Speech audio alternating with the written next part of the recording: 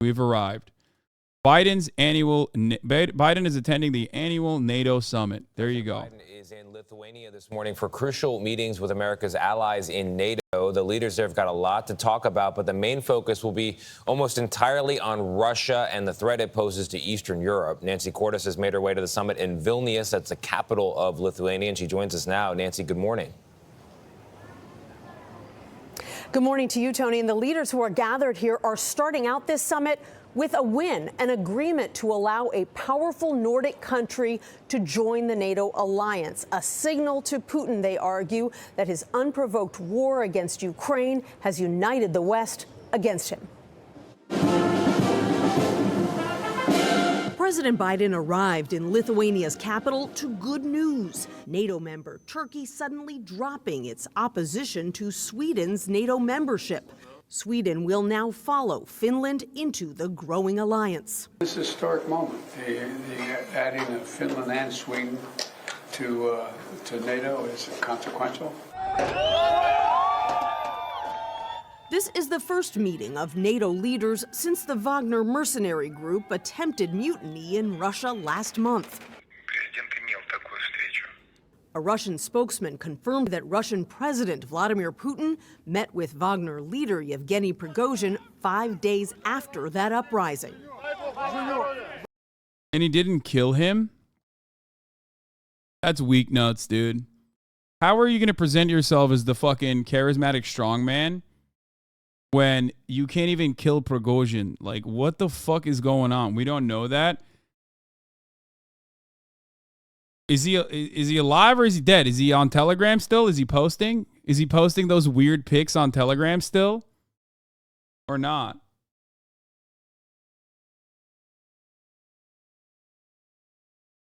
Could we actually have a 24/7 skibidi scream? We could put a picture of a NATO flag up for the news frogs to jack off to? Yeah.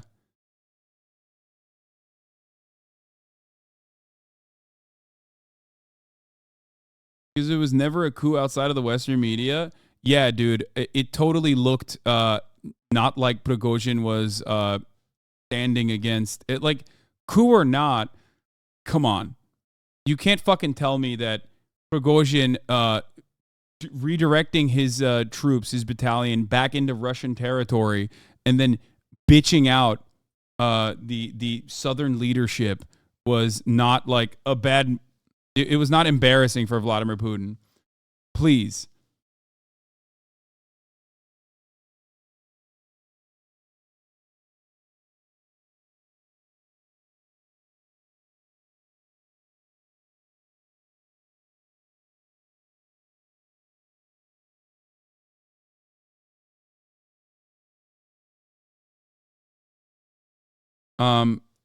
It was just a tourist tour? Yeah, totally. Ironically, the Skibidi Deb coverage was more relevant than the NATO news. Yeah, I mean, the NATO news is nothing new. Like, it's literally nothing. What the fuck does Turkey gain from joining the EU? I feel like the EU is too libbed up for Erdogan. Wait, what? The EU is an economic formation for neoliberalism. It's not. It has nothing to do with, like, culturally, socially progressive values that they espouse. What are you talking about? The EU is not NATO. Yes, but like Erdogan was floating Turkey's interest in joining the EU as a way to try to say, like, we'll allow Sweden to join NATO. We'll vote for Sweden to join NATO if you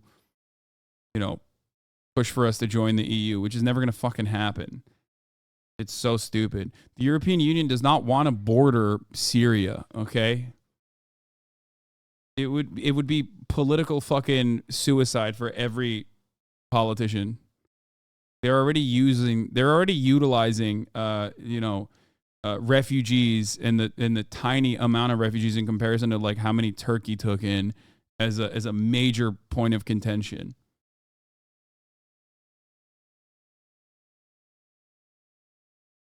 And it also doesn't matter because Turkey also is like 90 million Muslims. It's never happening.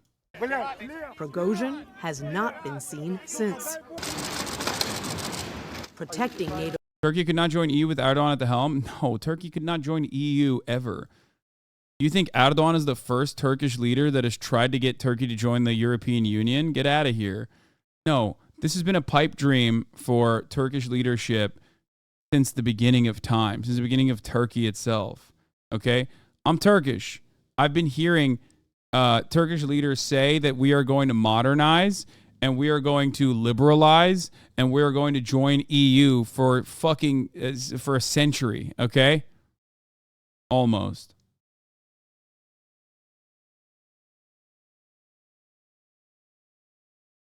Never going to happen.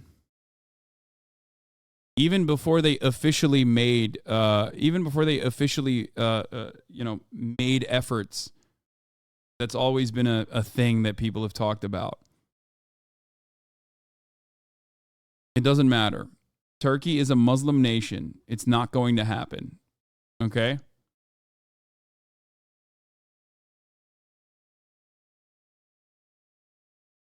For a Turk, you seem to hate Turkish people a lot, shaking my head. How about saying something nice about Mr. Erdogan for once? Yeah.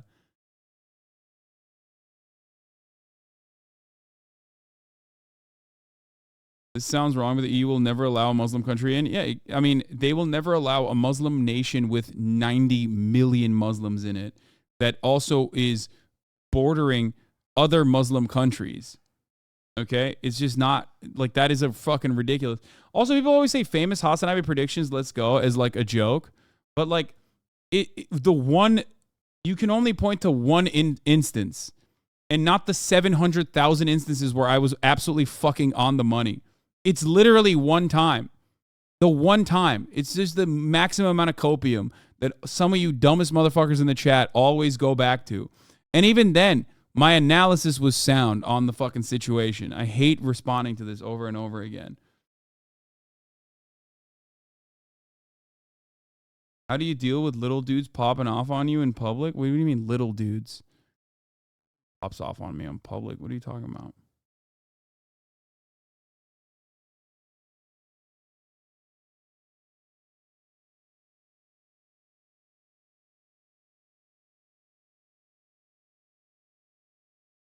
Just cam to unfollow. Nice. NATO's eastern flank from an increasingly unstable Russia is at the top of the agenda today. They're going to defend every inch of it.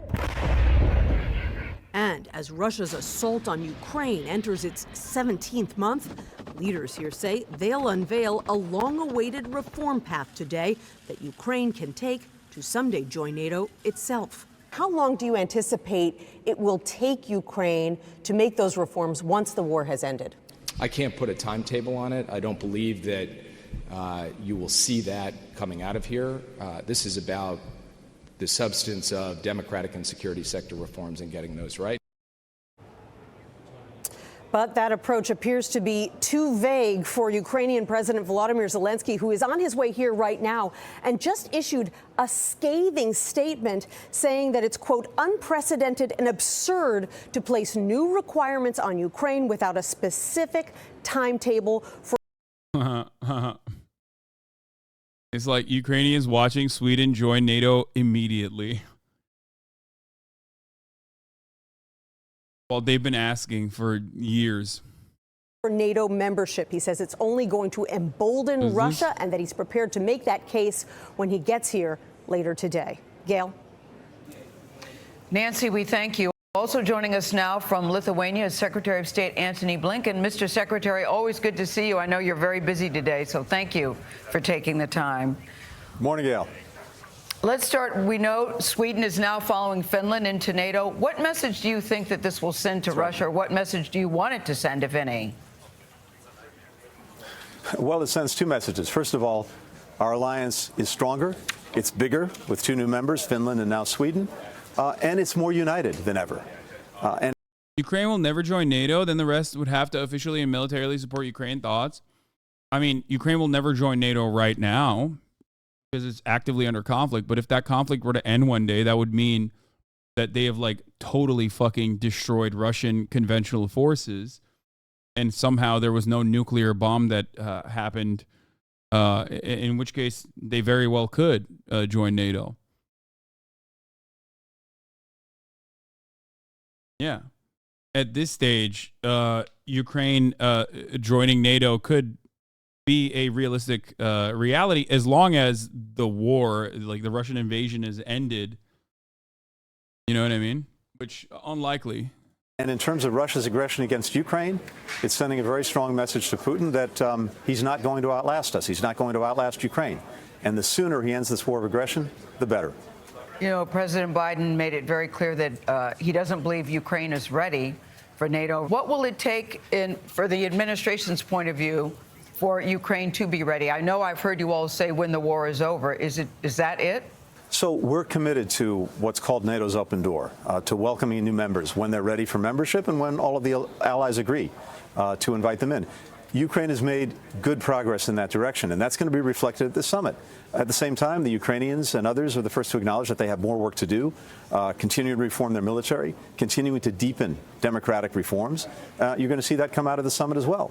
The bottom line is this. Here in Vilnius, a really robust package of support for Ukraine. Political support, practical support, and further progress down the road toward membership in NATO. You know, there's some confusing headlines coming out of Russia right now. We just heard recently that the head of the Wagner Group, Prigozhin, met with Putin 5 days after the alleged mutiny. How is this man still alive, in your opinion? We haven't heard from him in the last couple of days. How is he still alive? Well, look, this is an internal matter for the Russians to figure out. I think it's raised lots of questions that Putin still has to answer. This was a direct challenge to his authority. Prigozhin also questioned the very premises on which Putin was fighting the war, making clear that there's no threat to Russia from NATO, no threat to Russia from Ukraine. I don't think we've seen the last chapter of this. This is still going to play out, but it has raised real questions. I think it's opened some real cracks. Before you go, we want to get an update from you, if you can, about Wall Street reporter Evan Gershkovich.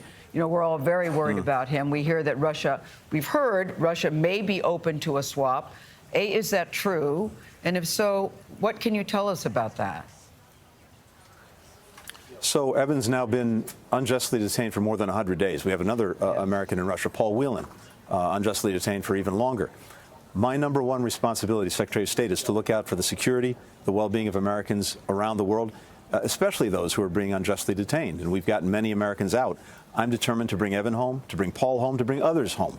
I have nothing that I can share with you right now. I can just tell you generally that even when we have very profound differences with Russia, for example, over Ukraine, that doesn't mean that we're not working to try to bring home Americans who are being unjustly detained. So that work continues.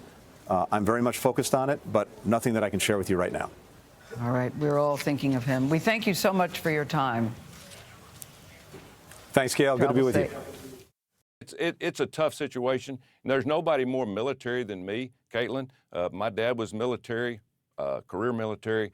I'm all for the military. We need a strong military, but we also need to go by the rules in the Constitution and represent the people and taxpayers. Taxpayers are not supposed to pay for anything that has to do with abortion. Your father was in the military, but when you talk about who's hurting here and that you said you were going to do this, you're not directly hurting Secretary Austin or President Biden here. This has a real impact on the families of these officers. They can't move or resettle their families.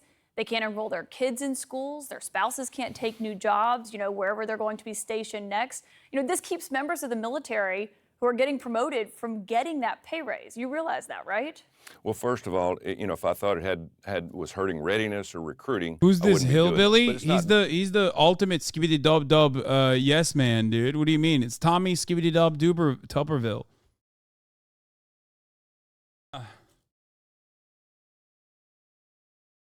Schlip. WWW yes. Skibbity Duberville. He's a fucking Alabama college football coach. Wait, I've given $5. Why aren't they pretending to lick the air?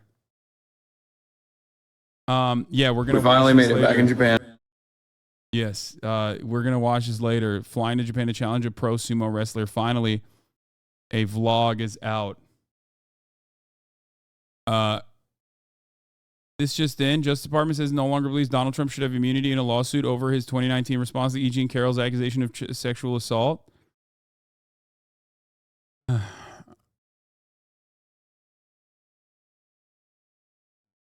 let's get back to the skibidi dub. Fucking college football coach. I'm only leaving Ole Miss in a Pinewood box. Yeah, he's a fucking college football coach, which is why he's the perfect politician for the Republican Party. I think we've already recognized that they're not really interested in anything else. They just want a guy who's going to say the things.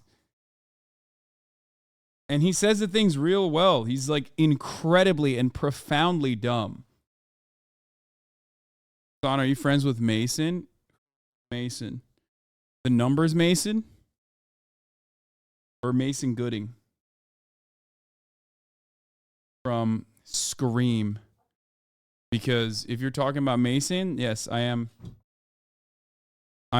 friends with him, yes.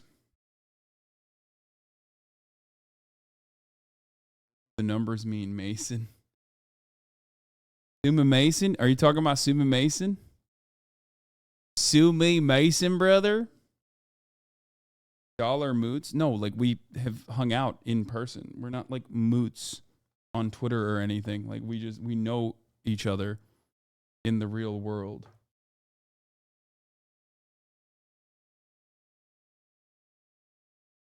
You have the word friends really loose? I mean, we talk online regularly. We train with the same trainers. Just because I don't talk about every single person that I interact with on a daily fucking basis doesn't... I like the chat's like, no, dude, you have never mentioned him on stream.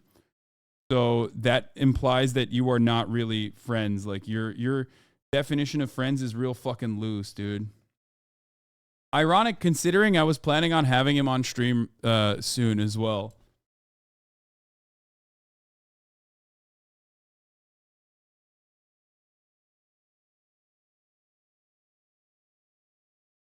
Finally, chatters can say, oh, never mind. Now Hasan is actually friends with this guy.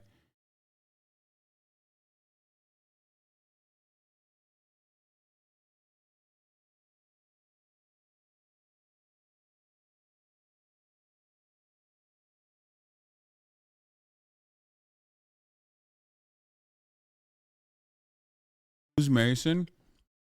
Mason Gooding. Who I literally did not know was Cuba Gooding Jr.'s son. And I thought he was just like some random actor. Never put two and two together until later. He's a very nice guy. Really nice guy. Massive weeb. Has a bunch of weeb tattoos. He's sick.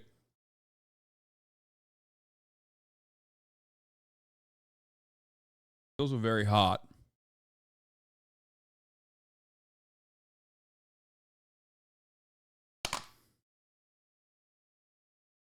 And used to be fat when he was younger.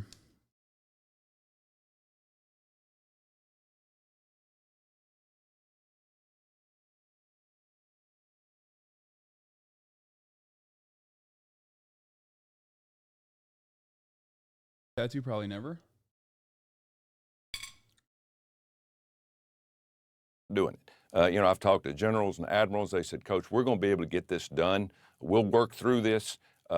And I appreciate their comments. I talked to General Brown today. I talked to General Smith last week, who's now was the deputy of the Marines. Now he's the commandant until confirmed, but he was sworn in today.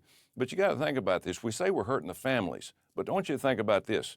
We've done a couple of dozen abortions in the military for the last 40 years, a couple of dozen a year. Now we're going to have 4,000 to 5,000 a year because this new rule, this new supposedly law that this administration is pushing through. So let's think about the unborn.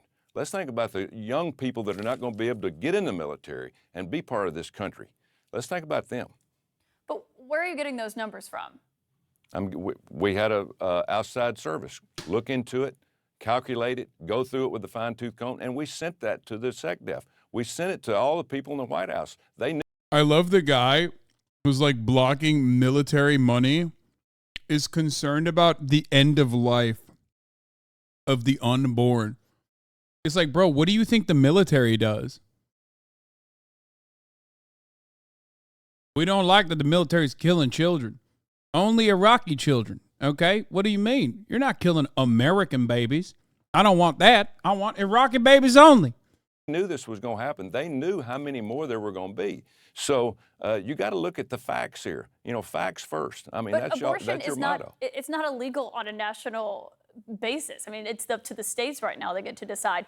Alabama, our home state, basically doesn't allow most abortions, but I don't understand the numbers that you're citing there or where those are coming from, saying that that's a jump and that's why you're changing this policy. You said you were changing the policy and that you're holding this block because you don't want the Pentagon paying for travel related to people who have to travel out of state to go get an abortion. Exactly. Taxpayers, 60% of the people in this country, Democrats and Republicans and independents, say they do not want taxpayer money to go towards anything to do with an abortion. And so that's all I'm trying to do. I'm trying to get the attention of this Department of Defense and the White House. But you're saying listen to the people. Listen to the people. Senator, I'm just not trying to hurt anybody. Yeah, famously, the majority of people is what, you know, the Supreme Court listened to when they made their new decision on longstanding precedent. Listen to the people. That's why 75% of Americans believe in defending the right to have an abortion, okay, universally applied. But we did the exact opposite. I don't give a fuck. Listen to the people, and let's get this thing done. But there has to be conversation to get anything done, by the way. But some clarification, because you are blocking this because the reason it's in place is that people who are stationed in certain places, if they want to get an abortion and they happen to be in a state that doesn't offer it because of the new laws that have gone in place since Roe versus Wade were overturned, would have to travel to another state. You're claiming that abortions are going to skyrocket because the Pentagon is paying for people to take off work and have to go out of state to get them? Caitlin, abortion, for 3 exceptions, is going to abortion at any time. Also, their dependents. I mean, you're adding a lot of people into this. You're adding a lot of time frame into that during the pregnancy. That's what I'm talking about. There is no set rules on this. It's just, hey, if you want to have one, have it. We'll pay for your flight anywhere to a state that can do it. Brother, this literally is good for military recruitment. Okay? America has had a long-standing principle of gatekeeping social safety nets and amenities from the average American citizen and only offering it to everyone as long as they serve in the military. You're just trying to limit one other aspect of healthcare from your own soldiers. You're harming military readiness, sir. Coach, I believe this is a misstep. I believe this is a tactical misstep, Coach. You think you're blocking and pushing. But, sir, I'll tell you what right now. What you're doing right now is actually hurting military readiness, sir. We're going to give you 3 weeks off, paid. That doesn't come out of your time off as a service member. There's a lot added to this, and it's going to be charged to the taxpayer. Okay, but they're not paying for the abortion itself, the procedure itself. But you did mention military readiness there, and I'm glad you did, because 7 former U.S. defense secretaries, including 2 who served under former President Trump, James Mattis and Mark Esper, disagreed. Mad Dog Mattis. And they signed a letter to Senate leaders saying that your actions are harming military readiness, that this risks damaging U.S. national security, and it risks turning military officers into political pawns. And they specifically say that there are some pretty important positions that you were holding up, including the 5th Fleet in Bahrain and the 7th Fleet in the Pacific, which are critical to checking Iranian and Chinese aggression. Are you saying that you know better than those 7 former defense secretaries? Well, first of all, those secretaries. God, she's doing such a great job ripping into her because it's a position that she's assuming where she's pro-American military. By the way, now that she brought that up, I'm kind of on Tuberville's side where it's like, Tuberville is actually a Maoist third worldist who's destroying the imperialist American war machine from within. Like, yeah, it's called permanent first world genocide. Permanent genocide of the first world. Why do we have these fleets? Why do we have these fleets checking Iran? What? You want to make Iranians get abortions? I don't want that to happen. Sick and tired of American influence on the third world. We will no longer extract We will no longer extract your natural resources, sir. This is why I'm putting an end to this. Secretary of Defenses were nominees. They weren't elected. I was elected to represent the people of Alabama in this country. Number two, if they want to confirm a general or admiral, we can do it tomorrow, okay? I'm not stopping all of them. I mean, if there's some that they want out there, General Brown, who's going to be the new head of the Joint Chiefs of Staff, he'll go through by himself. He's going to go through confirmation tomorrow, and we will vote on him by himself. He will not be held up. And so this is just throwing 100 or 200 in there and doing it at one time when I'm just saying, hey, this gives me the right because I'm a senator. I can hold. I love how stupid he is. It's awesome. Any confirmation I want until we get some kind of confirmation of why you're He's literally doing the perfect guy for this job. Let's talk. I've heard zero from the White House and zero the last 5 months other than 10 minutes from Secretary Austin in February. But you've said you're not going to drop your objection here. I mean, what if President Biden called you, that wouldn't change your policy? Are you saying it would? Well, that's another thing. We need leadership in the White House. If I'd have been the president, I'd already called me to the White House and said, Coach, what are you doing? This is why we need to get this. What? How do we work it out? We got to come to some compromise. But Caitlin, there's got to be conversation. I would have said, Coach, you're out of your fucking mind. Why are you behaving in this erratic manner? That's what I would have said to me if I was already president. You know what I'm saying? I love that he is like already undermining the legitimacy of his own position. If I was in the White House, I would have fucking shot me. Okay? Shot myself for mutiny. Destroying American military readiness. Fucked up. Nobody has even talked to me in 5 months. I hear that the the White House is acting like my dang grandchildren. Not giving me a call. I know your phone works, Adrian. I see you playing Roblox. You keep using your mama's credit card. Buy them V-Bucks. Why aren't you calling me? Just like the White House. The press secretary over there saying, there's been nothing. That's the biggest lie I've ever heard. If they're really worried about readiness, if they're worried about recruiting, how about we get this done? How about they come talk to me and let's talk this out and work it out and come to a good conclusion for the American people, the taxpayers, and the citizens of the United States of America. But your own fellow Republicans disagree with you here. Even Mitch McConnell says he does not agree with this tactic. So I guess I'm just confused. If there is that conversation with the White House, what would you achieve by talking to them if they stand by this policy, which they put in place after Roe versus Wade was overturned, and you say you don't like this I need policy? A shoulder to cry on. Where's the middle ground there? Well, first of all, I don't work for any other senator. I work for the people of Alabama, and they got their own opinion, whether it's Democrat or Republican, Independent. It's my prerogative to put a hold on.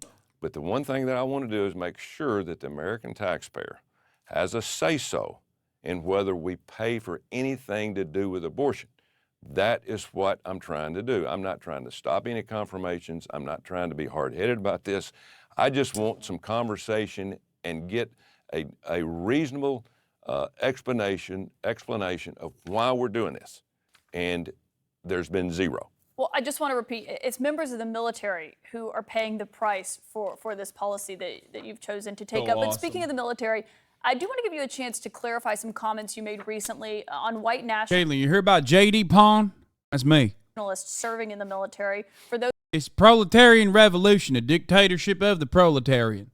But who the proletarian is, of course, I'm talking about the people of Alabama. Okay? You understand me? nationalists serving in the military. For those who are watching, if they haven't heard your remarks, this is what you said.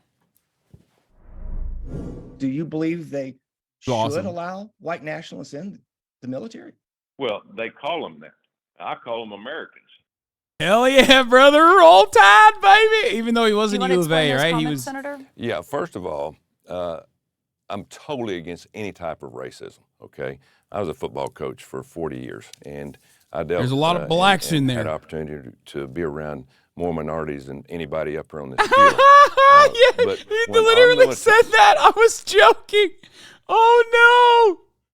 Oh, no. Oh, man. Oh, no. He said it. Let me tell you something, okay? You know how many black children are forced into battle? I know a thing or two. I've been around minorities my whole life. A lot more than you have. That's awesome.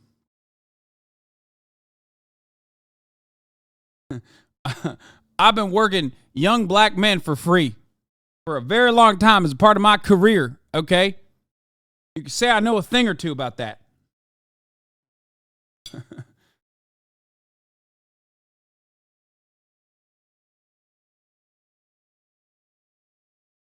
Has been attacked, was being attacked after 9/11, after January the 6th, and that was my first day on the Senate floor.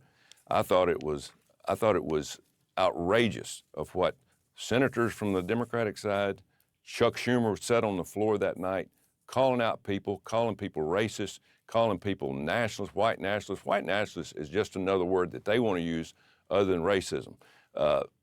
I'm totally against anything to do with racism, but the thing about being a white nationalist is just a cover word for the Democrats now, where they can use it to try to make people mad across the country. Identity politics. This is why he's so awesome. He's like, I just learned this new word, okay? What do you mean, white nationalist? It's just a new word that the Democrats invented. It's a new word that they invented. Okay, ain't nobody knew about white nationalism before the Democrats invented it to use it against the Republicans. Real patriots, I call them. I'm totally against that.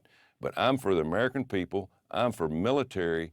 I'm for Christian conservatives, Democrats, whoever wants to be in the military to fight for this country, to protect this country. That's what it's all about. But just to be clear, you agree that white nationalists should not be serving in the U.S. military. Is that what you're saying? If people think that a white nationalist is a racist, I agree with that. I agree they should. A white nationalist is someone who believes that the white race is superior to other races. Well, that's some people's opinion. And I don't think, That's I mean, not a an lot. opinion. Pardon? What's your opinion?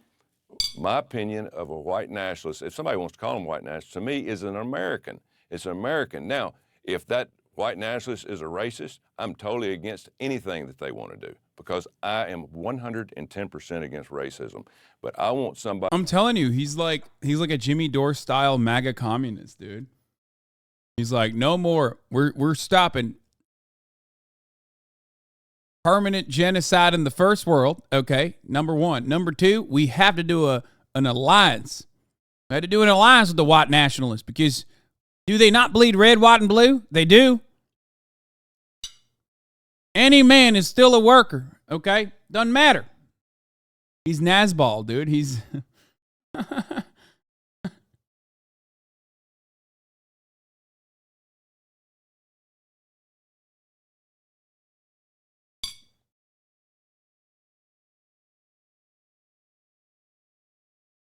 Somebody that's in our military, that's strong, that believes in this country, that's an American that will fight along anybody, whether it's a man or woman, black or white, red, it doesn't make any difference.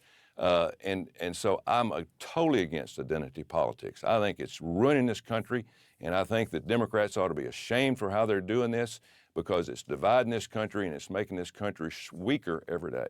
But that's not identity politics. You said a white nationalist is an American. It is identity politics. You said a white nationalist is an American, but a white nationalist is someone who believes horrific things. Do you really think that's someone who should be serving in the military? Well, that's just a name that it's been given. I mean, it's not. It's a real definition. There's real concerns about extremism. So if you're going to do away with most white people in this country out of the military, we got huge problems. Huge problems. It's not people who are white. It's white nationalists that have a few probably different beliefs. Right? That have different beliefs. Now, if racism is one of those beliefs, I'm totally against it. I am totally against racism. But there's a lot of people that believe in different things. Is racist, Senator? Well, that's your opinion. That's your opinion. But if it's racism, I'm totally against it. I am totally against any type of race. He's so stupid. Like, this is why he's perfect. Because he's too fucking stupid. He like literally, I think he literally thinks that white national, it's not intentional. No, chat, if it was intentional, he would just literally say, no, y'all call them white nationalists. But the reality is you call everybody white nationalists. That's the effective counter. And that's what he's trying to say. But he's so fucking brain dead that he can't get those words out. So he just keeps saying, no, white nationalists are fine. I just don't like racists. It's a new word you came up with. Like he literally, this is like a new concept for him.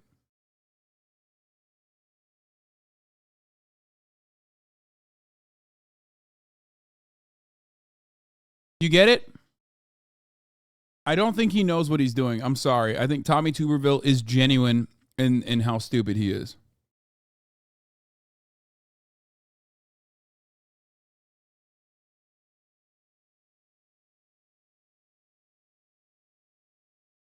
Any type of racism. I don't care what it's in. All right, we know that President Biden likes to cultivate his public image. Love this. Okay, this is the Brandon drama. Oh man, it's spicy, folks. New Brandon drama. It's fucking spicy. He likes to yell at his aides, okay? As kindly Uncle Joe, he's often referred to. But apparently behind the scenes, I'm talking about in private, he reportedly has a bit of a temper and unleashes it on his staff. That's according to an article by Axios. Alex Thompson is the national political reporter, and he joins me now. Alex, I'm glad that you're here. We've been on SiriusXM together. We can't swear here right now on cable. But let me ask you, many people may not have read this in full to fully understand what exactly President Biden is being accused of doing or how he's behaving. Break it down for me.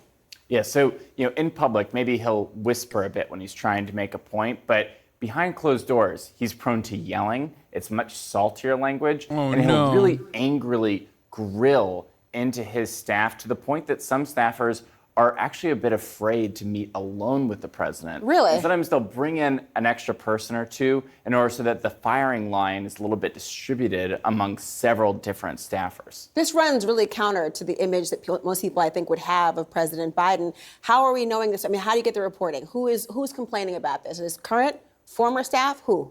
Both current, former, and by former I mean former White House staff, current White House and administration staff. Plus, you even have people going back. We had a headline today. We called it Old Yeller. But I can confirm to you that Joe Biden was a young yeller, too. And so we even talked to staff that went back to the early 2000s. And the fact is that, this is a guy that has been professionally staffed for more than half of his life. And he's had a long life. So it's been over 50 years where he's had people staffing him. And as a result, there's a generational difference, too. He's really, really tough on staff. And he already had that, as he calls, get his Irish up. He already had that Irish temper, and he'll really lay into people. And in some... Wow, we're doing anti-Irish racism?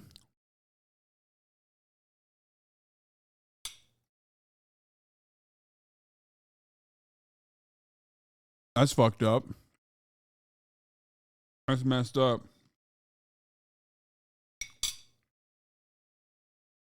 Wow. Some cases, make them feel humiliated, make them feel embarrassed, and really feel like, and truly be cussed out. Many might be surprised by this because you might recall when he spoke about respect and dignity, and the idea of if you're working with him, if you act in that way, you get fired. Well, listen to what he had to say. I'm not joking when I say this. If you're ever working with me and I hear you treat another colleague with disrespect, talk down to someone, I promise you I will fire you on the spot. On the spot. No ifs, ands, or buts. Everybody is entitled to be treated with decency and dignity. That's been missing in a big way the last 4 years. So you hear that, and then there's the moment when he was calling a Fox reporter a stupid SOB. Not Not my words. You know what? Let me play it. Just, you know, it's not Laura Coates' words. Listen to this. Okay. But like they are. And so are staffers. I can't tell if this is a hit piece or they're trying to make Biden seem energetic. Will you take questions on inflation then? Let's move. Thank you. Thank you Do all. you think inflation is a political liability ahead of the midterms? That's a great asset. More inflation. What a stupid son of a... That was awesome. So there has been... Yeah. That's like fucking douchey. Who lives up to his name. Much better than Brian Kilme, who hasn't killed himself. So, you know, this is good. That's fire that he said that. Different sides we have certainly seen. Why are we just hearing this now, though? If you're talking about this reputation or the idea of... Why are you saying Hassan Omegalaw? The dude's name is literally, his last name is Kilme. His last name is Brian Kilme. One of the, it's Peter Ducey and Brian Kilme. Okay? More than 50 years worth of staffing. Has this been known throughout Washington and it's just not been covered, or this is something that's now become an issue? So there's a few different pieces to this. One is that Joe Biden, because he's been in the public life for 50 years, he knows the difference between a public persona and a private persona. And he's a very, he didn't become president by accident, right? I mean, that requires a level of public persona skill that sometimes is different than your private persona. In this case, why it's so interesting is that his public persona leans so much on him being civil and his civility. And that clip you just showed about, the standard he was setting for his White House, I can tell you some former Biden administration aides don't think that he's lived up even to his own standard. Now, the other thing I would point out as well is that a lot of, Biden does have a side of him that is incredibly generous, that is incredibly compassionate. It's why, despite being a really tough boss, he has had this fucking guy can't even like do a hit piece without sucking up to Biden. I swear to God, this is like not a hit piece, but instead to make Biden seem energetic. They're like, look at how kinetic Biden is. He yells at his staffers. You know what I mean? He's a serious guy who takes his shit seriously. Not the, he is not the corpse that you see on television, I promise you. very similar, same inner core of advisors for sometimes going back several decades. They realize what they've gotten into, and they can sort of go with the highs and the lows. And I think that's part of the reason why he's actually had a relatively stable staff. So it's a little bit public persona versus private persona, and also the fact that he does actually have that compassionate, generous side. I mean, the political cynic in me wonders if this now makes him more attractive to voters in the sense of away from the way he's being perceived. Okay, they're literally saying what I just said. By some as sort of the friendly Uncle Joe, and how he's been talked about pejoratively by Donald Trump, to more the firebrand mentality of things. How has the White House? They're like, I swear he's a sociopath, guys. Please, guys, please believe that Uncle Joe is actually a mean guy. He's got a mean streak in him. It's like, bitch, we know he's got a mean streak in him. He did the crime bill. What do you mean?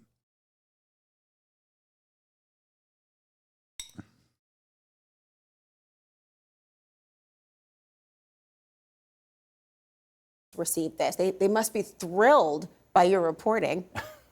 I wouldn't say they were thrilled. I would say there were a few advisors in the White House that I think part of the reason they may have talked to me is because they thought it wouldn't necessarily be the worst thing in the world if this side of him got out a little bit. That's what I was wondering. Yeah. Exactly. I mean, I think some people were like, you think he's senile? Let me tell you. Sort of that thing. Like, I just got cussed out behind closed doors for, 10, 15 minutes for messing up this little small thing in a briefing. That being said, when I went to the White House, it was really interesting because this White House's comms team is very tough. They really defend their... Called it. Oh, God, it's so... God, they're fucking telegraphing it from like a mile away.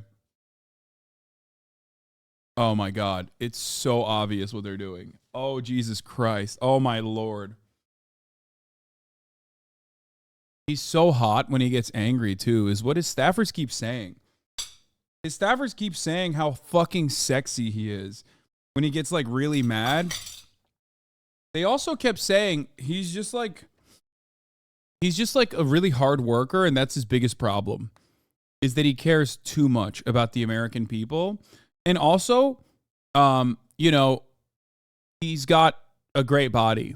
That's what his staffers keep saying. He's just so passionate, has a sexy ass body, and he's in incredible shape. People, you know, even a slay, you know, like a little comma out of line, they really go after. In this case, it was like, yeah, a lot of this stuff happens. Let's give you a little bit more context. It was a little bit of out of character where sometimes they really go to the mat. In this case, they're like, yeah, this is who he is sometimes behind closed doors. Alex Thompson, thank you for your reporting. Really interesting. Thank you so much.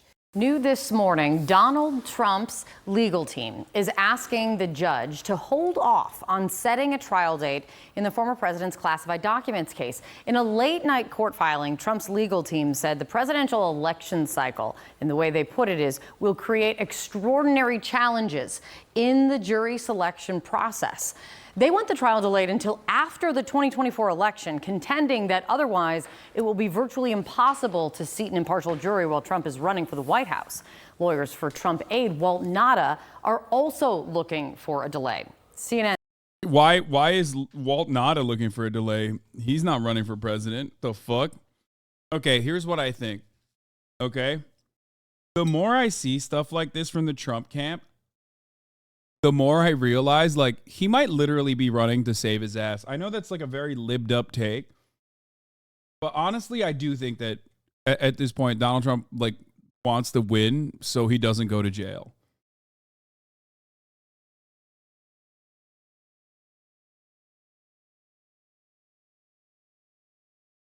Because if he thought that this was a bullshit case that he can easily win, he would milk it. He would do the FBI raid thing. He would keep going, I did everything right and they indicted me, over and over again. And because he's like actually fucked, okay, now he's like, come on, just wait until the end of the election.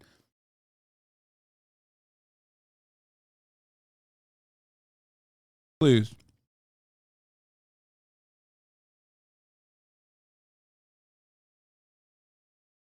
It's awesome.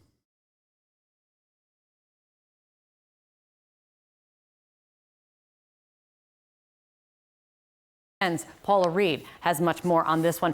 Paula, what are you hearing from the special counsel with regard to both of these requests? Okay, Jack Smith has made it clear he wants a, quote, speedy trial. He has suggested doing this in December, which feels like it's a ways away, but given the complexities of this case, that would be indeed a speedy trial. But the former president, I mean, Waltine Nauta, what a fucking beautiful man, has every incentive to want to delay this until after the election. Now, you can't just tell the judge, hey, it's not convenient for me to do this right now. You have to make legal arguments. So that's what they're putting forth right now. They are arguing that this case is going to raise unprecedented questions that will have to be litigated, and that will take time. They've also raised this question about whether you can even seat an impartial jury leading up to something as consequential as a presidential election. They also laid out about half a dozen other legal challenges that they intend to bring in this case. Everything, Kate, from questions about whether these documents were really classified to trying to challenge the authority of the special counsel. Now, it's not likely they're going to succeed with those challenges, but they have every right to bring them, and they have the effect of delaying this, right? This takes time for the courts to hash out these questions. And that's what Jack Smith was worried about. That's why one of the few things he said publicly is that he wanted this to move quickly, that is in the public interest. So the final word, though, lies with the judge and everybody watching. Trump appointed Eileen Cannon as she decides whether she is going to let this sort of because it's a federal Department of Justice case, even if the judge, Eileen, like a Trump appointed judge, decides to cave to Trump's demands, they still have other methods of expediting the process. As a matter of fact, if she's the one who ends up delaying it, they can even, like, it's in Trump and her best interest to continue this court case with her manning the ship, with her as the main judge.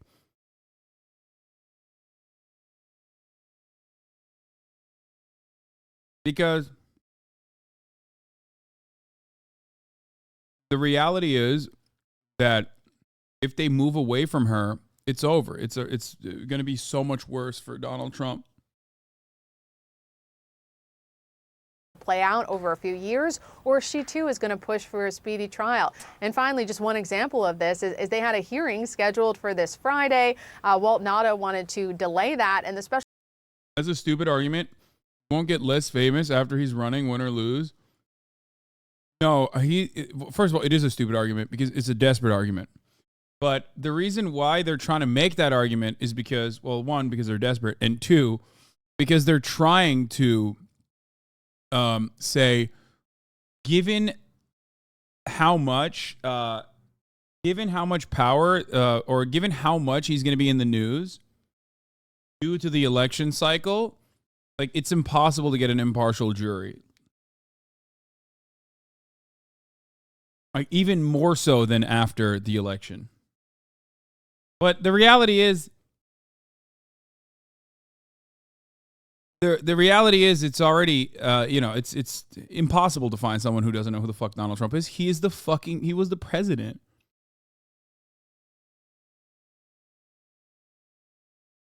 But he'd be in the news so much more as president. It's such a dumb argument. Well, it doesn't even matter because when he's president, he just, it's over. He pardons himself. Or before he even pardons himself, which, again, there is not much precedent for. There is no precedent for that, actually. It doesn't matter because they can always run the same defense that they ran, which was the reason why you could never prosecute him while he was the president. He literally was like, oh, you can't prosecute me, I'm the president. Like, that was the main reason why so many of these lawsuits, including the Manhattan DA one, for example, came so many years after he was no longer in power. Special counsel pushed back. Absolutely not. They really went to the mats over this. They said that it is in the public interest not to keep delaying things because he knows that you have, of course, these big questions, right, about being able to seat an impartial jury. But even these little incremental scheduling delays, these add up over time. So as of now, it appears that that hearing will be next week instead. So not a long delay, but again, over time, these little delays add up, and it's up to the judge to decide when this goes to trial. That's right. Good to see you, Paul. Thanks for the update. Sarah. With us now is CNN legal analyst and former federal prosecutor. It's pretty funny that it is quite literally the dumbest sequence of events and the dumbest fucking possible reason as to why Donald Trump has seen the most legal scrutiny he has seen thus far. It will never not be funny that his guy, his only legal expert on his corner that he trusts because he was a yes man, a permanent yes man, Tom Fitton, regularly told him, no, these are your documents and you can have them. You can keep them and you don't have to give them back. Over such a profoundly stupid reason. Tom Fitton is dick. I mean, Tom Fitton barely fits in his own fucking polo shirts, so it is an apt name. Prosecutor Elliot Williams, thank you so much for joining us today, Elliot. First, let's just get to the likelihood of all of this. What is the likelihood that Judge Cannon will agree to postponing this? Really, Trump is asking until after the presidential election. You know, Sarah, that's a political question, not a legal one. Now, certainly any criminal defendant has a right to a fair trial. Listening to the hot non-lawyer about law matters is always the best choice. Yeah, except you just described why Trump was listening to Tom Fitton and, like, not even Rudolph Giuliani, you know what I mean, who at least had experience in, like, being a prosecutor and shit. Because Rudolph Giuliani is ugly. Okay, it was shameful how ugly he looked on camera. Tom Fitton always looks hot. I know in my heart of hearts Trump cares about that. We have heard him talk about how he finds Rudy Giuliani to be gross.